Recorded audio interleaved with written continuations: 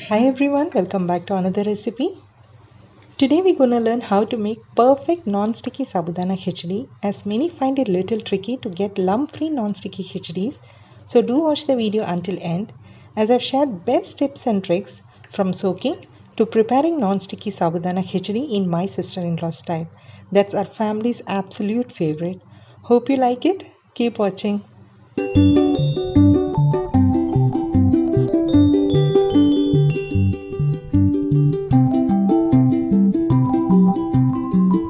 So here I have taken a glass of sabudana, that's sago or tapioca pearls. It's around 200 grams. Firstly, rinse sabudana a couple of times and drain excess water. Then we're gonna soak it, for that adding water until sabudana completely soaks, leaving an inch water above, as you can see.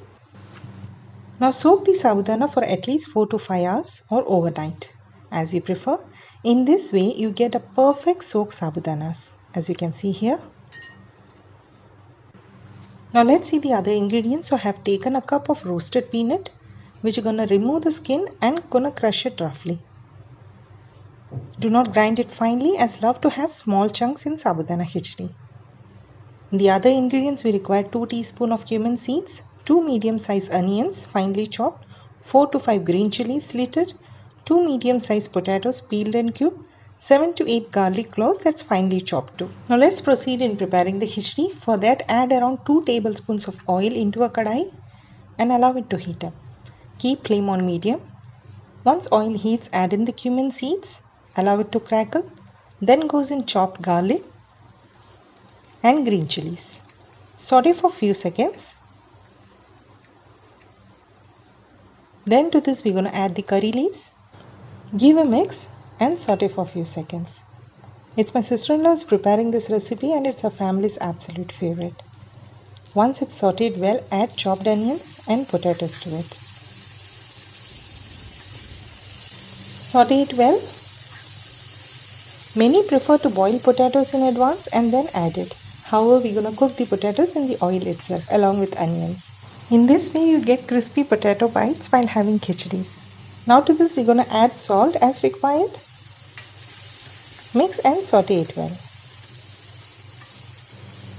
For cooking the onions and potatoes faster, we're going to cover and cook until potatoes are well done. So cover and cook it. We love to add garlic and onions in our khichdi. Do try this way and I'm sure you will love it too. It took around 2 to 3 minutes and you can see the onions and potatoes are well cooked. Now let's check the potatoes. You can see it's well cooked. Now it's time to add the soaked sabudana to it. So add the sabudana.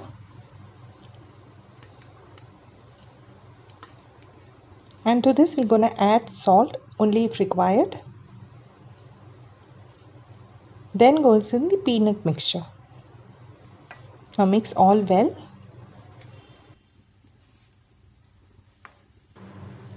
Now keep stirring until it's well combined. And then we're going to cook for another 4 to 5 minutes. At this stage we're going to reduce the flame to medium-low. And then we're going to cover and cook it for another 4 to 5 minutes, and do not forget to stir in between. Now to this we're going to add fresh coriander leaves. Mix it well. I've also shared sabudana vada recipe in my channel. We'll share the link in the description box. Please do check. Once it's well combined, then cover and cook for another 4 to 5 minutes. Do keep stirring in between. A quick tip on how to know sabudana is cooked. When sabudana turns translucent, as you can see here, means it's well cooked. Do not overcook it.